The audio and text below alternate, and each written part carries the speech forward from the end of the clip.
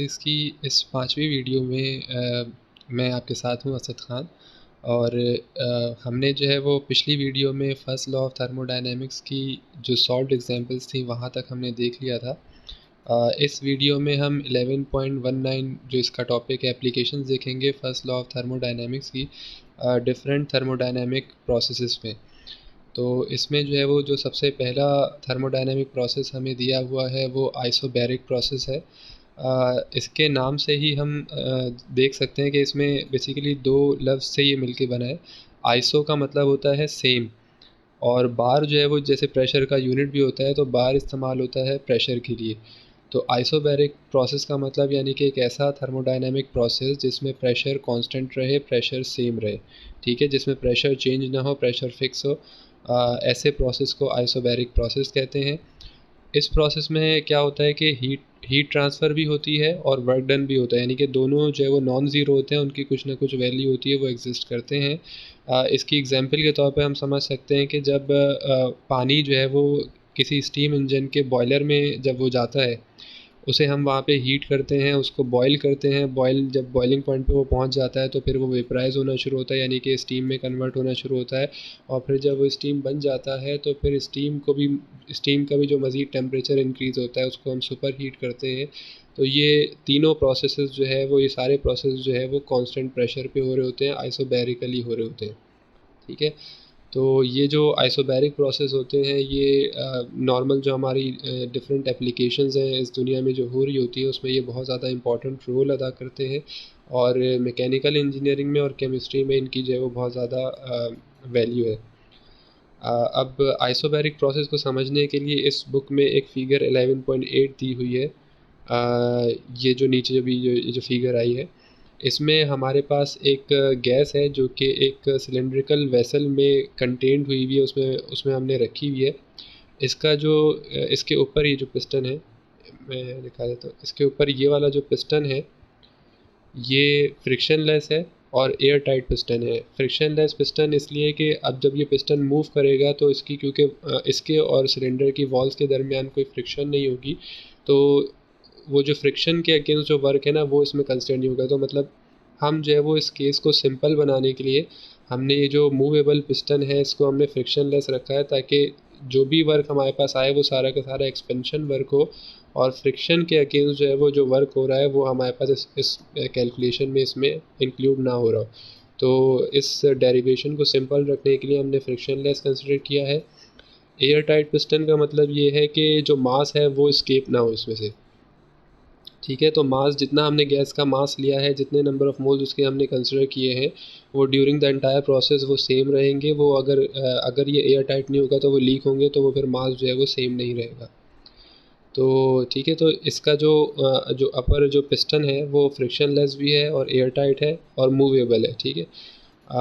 अब अगर इस सिस्टम को यानी कि इस गैस को हम हीट देते हैं, ठीक है, इस सिस्टम को अगर हम कुछ हीट देते हैं तो ये जो गैस है वो उस हीट सप्लाइड के नतीजे में ये गैस जो है वो एक्सपेंड होगी, और एक्सपेंड होके क्योंकि इसका इनिशियली इसका प्रेशर बढ़ रहा होगा, तो ये फिर उस जो पिस्टन है उसको अपवर्ड मूव करेगी और वो वॉल्यूम एक्वायर कर लेगी जिस पे उसका प्रेशर वही पहला वाला प्रेशर आ जाए, सेम प्रेशर आ जाए, ठीक है। पहले जो है वो मॉलिक्यूल्स जो है वो उनका वॉल्यूम कम था, उनकी एनर्जी कम थी, तो कोलिजन रेट जो पहले था, अब अगर हम इसको देखें जब ये एक्सपेंड हो गया है तो मॉलिक्यूल्स की एनर्जी तो बढ़ी है, लेकिन क्योंकि अब वॉल्यूम बढ़ गया है तो उनका जो डिस्टेंस होगा बिटवीन कोलिजन वो बढ़ने की वजह से जो कोलिजन रेट है पिस्टन पे वो सेम ही रहेगा। और क्योंकि कोलिजन रेट सेम रहेगा तो जो rate of change of momentum है वो सेम रहेगा, और ऑब्वियसली फिर वो जो फोर्स इस पिस्टन पे लग रही है वो सेम रहेगी। जब फोर्स सेम रहेगी तो एरिया ऑफ द पिस्टन वो तो वैसे ही सेम है, तो वो उसी प्रेशर पे पहुंच जाएगा, उसी प्रेशर पे जिस पे वो पहले था। तो इसमें जो है वो ये जो प्रोसेस है वो बहुत ज़्यादा स्लो होता है, तो इसमें जो है वो प्रेशर जो है वो ऑलमोस्ट कांस्टेंट ही रहता है, ठीक है। और इसकी जो है वो पीवी डायग्राम भी इन्होंने ये सी में दिखाई हुई है। इसमें अगर हम देखें तो प्रेशर के नॉर्मल ये प्रोसेस लाइन है, इसका मतलब प्रेशर एक्सिस के नॉर्मल ये प्रोसेस लाइन है, तो यानी कि प्रेशर जो है वो इसमें कांस्टेंट है, प्रेशर चेंज नहीं हो रहा। इनिशियल पॉइंट पे भी प्रेशर P1 है और फाइनल पॉइंट पे भी प्रेशर जो है वो P1 ही है। अब इसमें हीट देने की वजह से क्या हो रहा है कि इसका जो है वो टेम्परेचर और वॉल्यूम वो चेंज हो रहा है, टेम्परेचर भी बढ़ रहा है और वॉल्यूम भी बढ़ रहा है। ठीक है, वापस आ जाते हैं ऊपर। ठीक है, अब इसमें क्योंकि वॉल्यूम बढ़ रहा है तो इसमें हमारे पास ऑब्वियसली थर्मोडायनामिक वर्क हो रहा है, एक्सपेंशन वर्क हो रहा है। ठीक है, तो उसका इन्होंने यहाँ पे जो ये डेरिवेशन दी हुई है, ये हम पहले भी देख चुके हैं। ठीक है, जो पिस्टन जो है वो अपवर्ड जो उसने डिस्टेंस कवर किया है वो डेल्टा एक्स है, और पिस्टन पे जो फोर्स लग रही है हम जानते हैं कि वो गैस का जो प्रेशर उस पिस्टन पे लग रहा है वो multiply by area, surface area जो पिस्टन का है वो हो जाएगा। तो pressure multiply by area, force को हमने प्रेशर मल्टीप्लाई बाय एरिया से रिप्लेस कर दिया है। डेल्टा एक्स वो वर्टिकल डिस्प्लेसमेंट है, अपवर्ड डिस्प्लेसमेंट है जो पिस्टन ने की है। तो जब हम एरिया को इस डिस्प्लेसमेंट से मल्टीप्लाई करते हैं तो हमारे पास वो वॉल्यूम आ जाता है जो गैस ने मज़ीद एक्वायर किया है, यानी कि उसके वॉल्यूम में जो चेंज आया है वो चेंज इन वॉल्यूम हमारे पास ए को डेल्टा एक्स से मल्टीप्लाई करने पे हमारे पास वो चेंज इन वॉल्यूम आ जाता है। तो डेल्टा डब्ल्यू यानी कि जो वर्क डन है वो हमारे पास आ गया इस कांस्टेंट प्रेशर प्रोसेस के लिए, आइसोबैरिक प्रोसेस के लिए, पी डेल्टा वी। अब ये डेल्टा वी जो है वो basically final volume minus initial volume के बराबर होगा, तो हमने इसको V2 माइनस V1 से रिप्लेस कर दिया है। और फिर इस डेल्टा डब्ल्यू की वैल्यू को उठा के हमने जो हमारी जो फर्स्ट लॉ ऑफ थर्मोडायनेमिक्स की जो मैथमेटिकल इक्वेशन आई थी, मैथमेटिकल फॉर्म आई थी, उसमें इस डेल्टा डब्ल्यू की वैल्यू को उठा के हमने पुट कर दिया है, जिससे हमारे पास ये वाली इक्वेशन आ गई है। Delta Q is equals to P, फिर मल्टीप्लाई बाय ब्रैकेट में हमारे पास है V2 माइनस V1 जो कि चेंज इन वॉल्यूम को रिप्रेजेंट कर रहा है, और फिर प्लस डेल्टा यू यानी कि चेंज इन इंटरनल एनर्जी। तो ये जो हमारे पास ये जो इक्वेशन आई है इसको ये फर्स्ट लॉ ऑफ थर्मोडायनेमिक्स की मैथमेटिकल इक्वेशन है एक आइसोबैरिक प्रोसेस के लिए। और इस इक्वेशन से हम ये समझ सकते हैं कि ये इक्वेशन ये बताती है कि आइसोबैरिक प्रोसेस में जो नेट हीट सप्लाई होती है सिस्टम को एट कांस्टेंट प्रेशर, वो वर्क के वो एक तो वो गैस को एक्सपेंड करा के वो वर्क कराती है। ठीक है, और फिर जो बाकी जो एनर्जी बचती है वो उसकी इंटरनल एनर्जी में जो है वो कंज्यूम होती है। हमने यहाँ पे देखा उसका वॉल्यूम भी चेंज हो रहा था, इसका मतलब वर्क हो रहा था, और हमने देखा कि उसका टेम्परेचर भी चेंज हो रहा था। तो टेम्परेचर चेंज हो रहा है इसका मतलब उसकी इंटरनल एनर्जी भी चेंज हो रही है। तो यही चीज़ जो है वो इस इक्वेशन से, इक्वेशन 11.34 से यही वाली चीज़ जो है वो डिक्टेट हो रही है, यही चीज़ वाज़ेह हो रही है।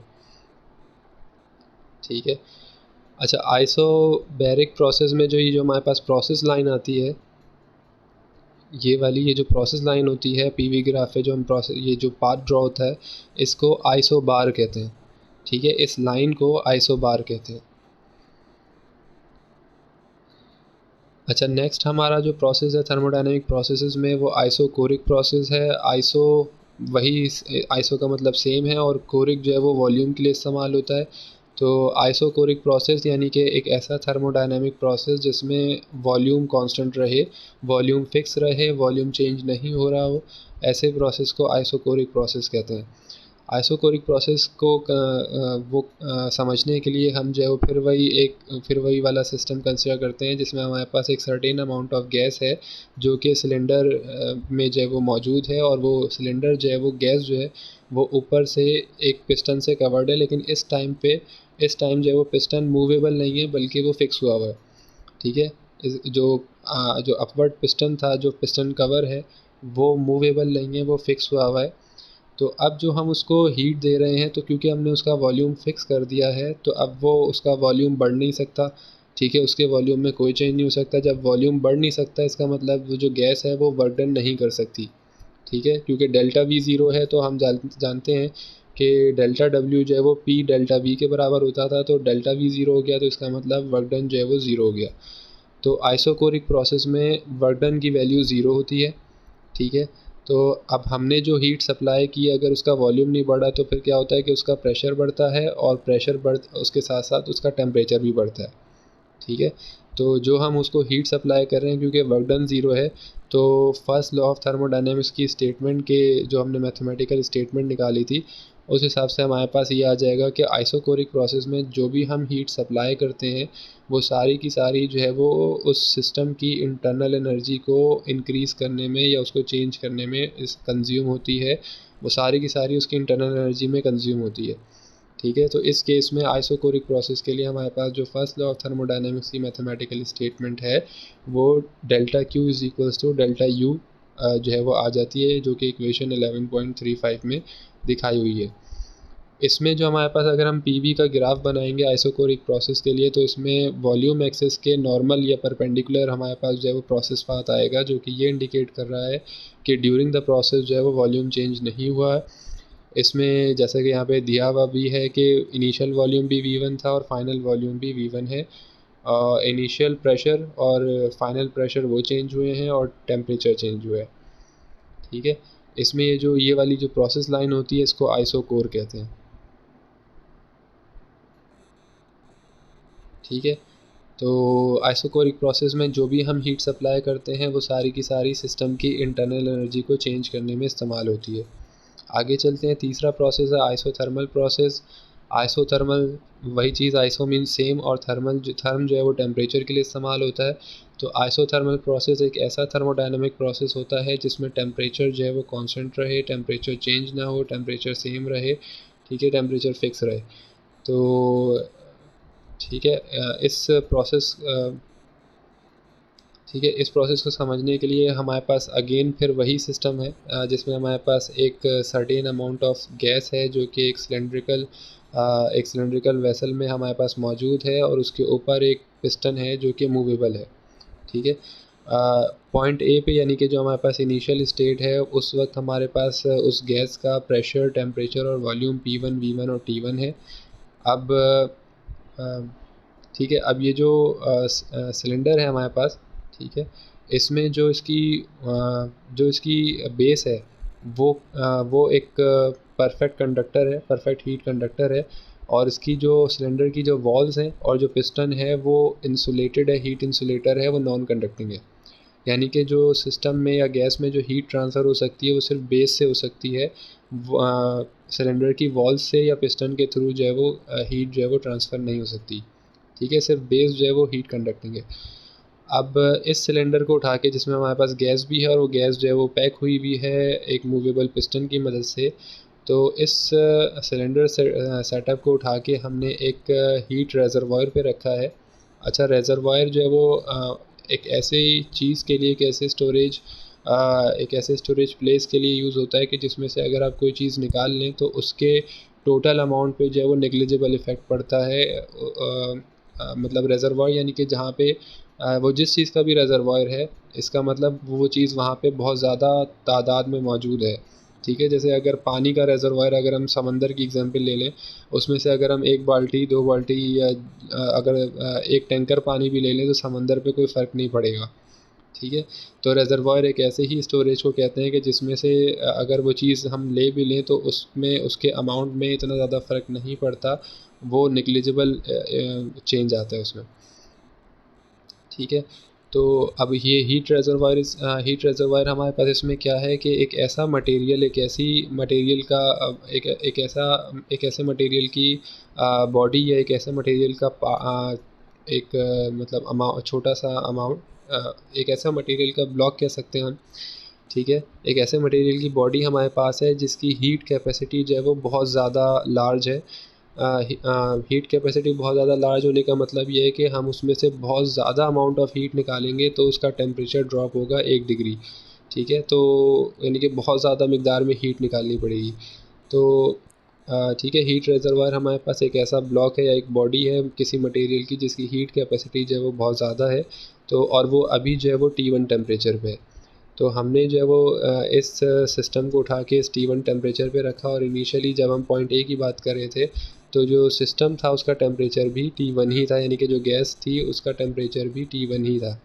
ठीक है, अब जो गैस पे जो प्रेशर मौजूद है वो एक तो पिस्टन के अपने वेट की वजह से है और जो पिस्टन के ऊपर जो एडिशनल वेट्स रखे हुए हैं उनकी वजह से वो गैस पर जो प्रेशर जो था, जो P1 है वो उनकी वजह से है, और वही उतना ही प्रेशर जो है वो गैस भी उस पिस्टन पे लगा रही है, तो वो इक्विलिब्रियम में बैलेंस स्टेट में है।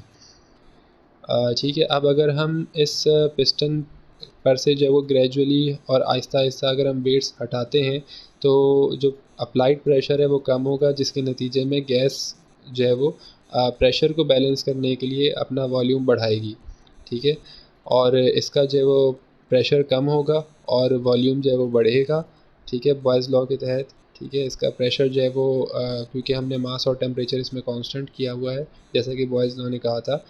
तो अब जब हम इस पे अप्लाइड प्रेशर जब हम कम करेंगे, तो गैस जो है वो अपना वॉल्यूम बढ़ाएगी और प्रेशर, उस गैस का प्रेशर कम होगा।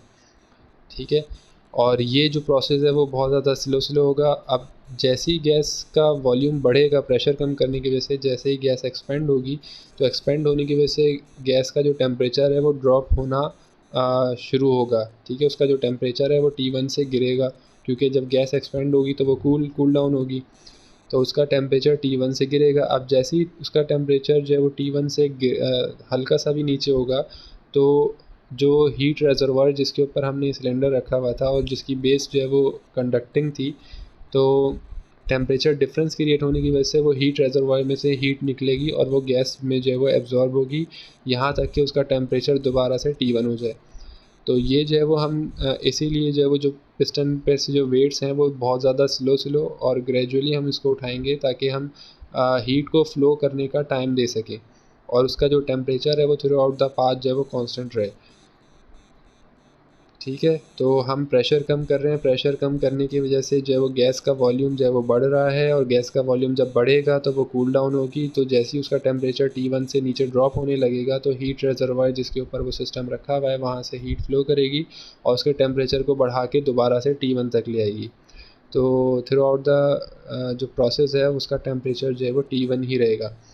इसमें इन्होंने जो फिगर ये ऊपर दी हुई है आइसोथर्मल प्रोसेस में, इसमें इन्होंने यहाँ पे T2 लिखा हुआ है और ये T2 गलत लिखा हुआ है, ये T1 ही होगा।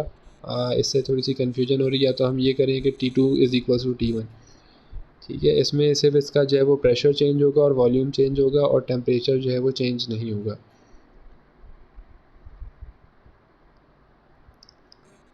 ठीक है, अब जब टेम्परेचर चेंज नहीं हो रहा तो इसकी इंटरनल एनर्जी भी चेंज नहीं होगी, क्योंकि बेसिकली टेम्परेचर चेंज नहीं हो रहा, तो हमने ये पहले ही देखा था कि टेम्परेचर जो है वो रिफ्लेक्शन होता है उसकी एवरेज काइनेटिक एनर्जी के।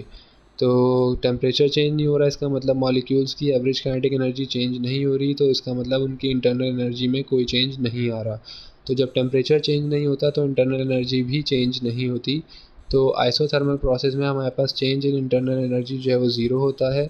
और इसी चीज़ को अगर हम रखें फर्स्ट लॉ ऑफ थर्मोडायनेमिक्स की मैथमेटिकल स्टेटमेंट में, तो हमारे पास delta Q is equals to delta W आ जाता है। ये इक्वेशन ये इंडिकेट कर रही है कि जितनी भी हम हीट सप्लाई करते हैं एक आइसोथर्मल प्रोसेस में, वो सारी की सारी जो है वो वर्क में इस्तेमाल हो जाती है, उसमें से मतलब कुछ भी जो है वो इंटरनल एनर्जी में नहीं लगता। ठीक है, जितनी भी हम हीट एनर्जी सप्लाई करते हैं एक आइसोथर्मल प्रोसेस में, वो सारी की सारी वर्क करने में कंज्यूम हो जाती है और इंटरनल एनर्जी में कुछ जाके ऐड अप नहीं होता। इसमें ये जो प्रोसेस पाथ आता है, ये जो लाइन आती है, कर्व लाइन जो आ रही है, इसको आइसोथर्म कहते हैं।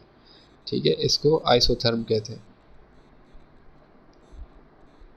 आगे चलते हैं। चौथा प्रोसेस जो चौथा थर्मोडायनामिक प्रोसेस जो हमारे पास है इसमें, इस बुक में, वो है एडायाबैटिक प्रोसेस। एडायाबैटिक प्रोसेस जो है वो एक ऐसे प्रोसेस को कहते हैं जिसमें एनर्जी ट्रांसफ़र नहीं होता, जिसमें जो है वो हीट फ्लो नहीं होता। ठीक है, एडायाबैटिक प्रोसेस एक ऐसा प्रोसेस होता है जिसमें थ्रू आउट द प्रोसेस किसी किस्म का हीट फ्लो इनटू और आउट ऑफ द सिस्टम जो है वो नहीं होता, ना सिस्टम में होगा ना सिस्टम से होगा। एडायाबैटिक प्रोसेस के दरमियान जो भी ये वर्किंग सब्सटेंस होता है, ठीक है, जैसे हमारी उसमें जो वो गैस थी ऊपर वाले प्रोसेस में, वो एक आइडियल गैस थी। तो यहाँ पर भी जो भी हमारे पास वर्किंग सब्सटेंस होगा वो गैस होता है या जो भी होता है, तो वो थ्रू आउट द प्रोसेस जो है वो परफेक्ट इंसुलेशन में रहेगा, उस मतलब वो इंसुलेटेड ट्यूब में मूव कर रहा होगा।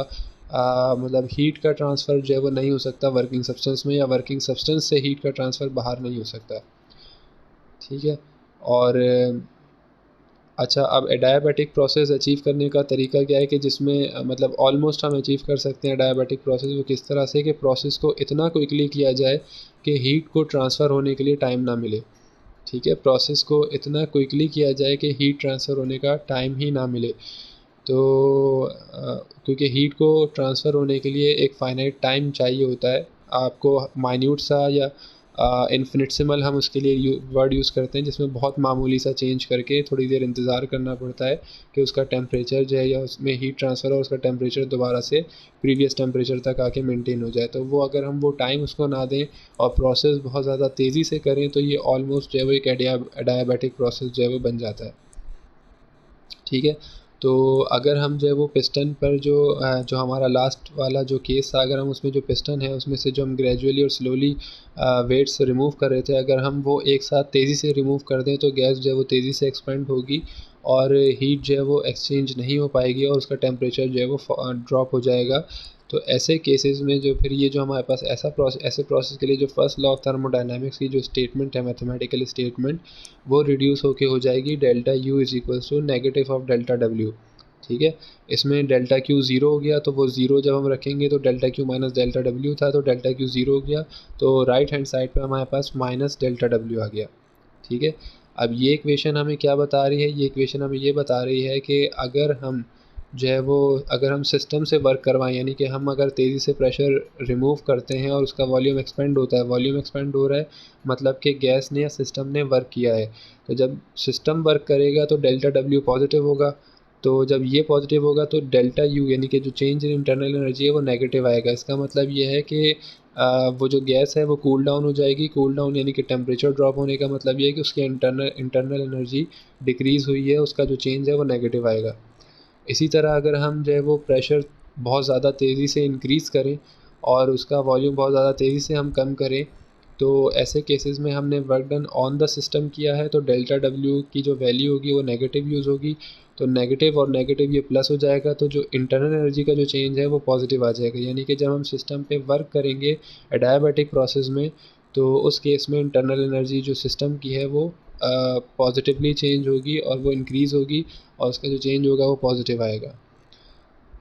ठीक है, एडियाबैटिक प्रोसेस का जो कर्व है वो अगेन यहाँ पे इन्होंने ये जो है मेरे ख्याल से ये आइसोथर्मल वाला ये दे दिया है। उसमें इसमें T1 इनिशियल टेम्परेचर भी T1 रखा हुआ है, फाइनल टेम्परेचर भी T1 रखा हुआ है, जबकि ये तीनों चीज़ें इसमें चेंज होंगी। ठीक है, प्रेशर भी चेंज होगा, वॉल्यूम भी चेंज होगा और टेम्परेचर भी चेंज होगा एडियाबैटिक प्रोसेस में।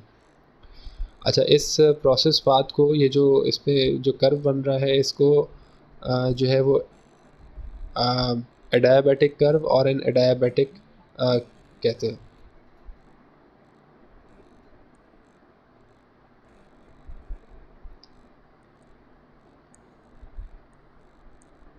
ठीक है, अच्छा अब अगला जो टॉपिक है, हमने सारे थर्मोडायनामिक प्रोसेसेस देख लिए हैं और उस पे जो है वो फर्स्ट लॉ ऑफ थर्मोडायनामिक्स की जो हमने मैथमेटिकल स्टेटमेंट ड्राइव की थी उनको हमने इंडिविजुअली अप्लाई करके उन हर एक के लिए जो है वो उसका मैथमेटिकल जो मॉडल है वो हमने देख लिया है। अब हम जो है वो डेरिवेशन करने जा रहे हैं C P minus C V is equals to R. इसमें जो सी पी है वो हम देख चुके हैं पहले ही पिछली वीडियोस में कि सी पी जो है वो जो हमारे पास गैस होती है, क्योंकि टेम्परेचर चेंज होने की वजह से उसका जो वॉल्यूम है वो सिग्निफिकेंटली चेंज होता है। तो उसमें हमारे पास जो है वो उसकी मोलर स्पेसिफिक हीट्स जो है वो उसमें दो टाइप्स की मोलर स्पेसिफिक हीट्स आती हैं विद डिफरेंट वैल्यूज़। एक जब वो गैस को हम हीट कर रहे हो एट कांस्टेंट प्रेशर तो उस वक्त जो उसकी मोलर स्पेसिफिक हीट होती है वो सी पी कहलाती है। और जब हम गैस को हीट करते हैं एट कांस्टेंट वॉल्यूम तो उस वक्त जो उसकी मोलर स्पेसिफिक हीट कैपेसिटी आती है उसे हम सी वी कहते हैं। तो गैस की जो मोलर स्पेसिफिक हीट्स का जो डिफरेंस है वो बराबर आता है यूनिवर्सल गैस कांस्टेंट यानी कि आर के। वो हमें अभी जो है वो आगे हमें ये प्रूफ करना है। तो उसको प्रूफ करने के लिए हम ये फिगर कंसिडर करते हैं, ये जो डायग्राम यहाँ पे दी हुई है इसमें ये दो आइसोथर्म्स ड्रॉ हुए हैं। एक जो है वो टी टेम्परेचर पे है और एक उससे थोड़ा सा स्लाइटली रेज टेम्परेचर पे जो कि टी प्लस डेल्टा टी है। ठीक है, ये दो आइसोथर्म्स हमें दिए हुए हैं। इसमें जो गैस की इनिशियल स्टेट है वो ए है। ठीक है, और फिर ये दो फाइनल स्टेट्स दी हुई है।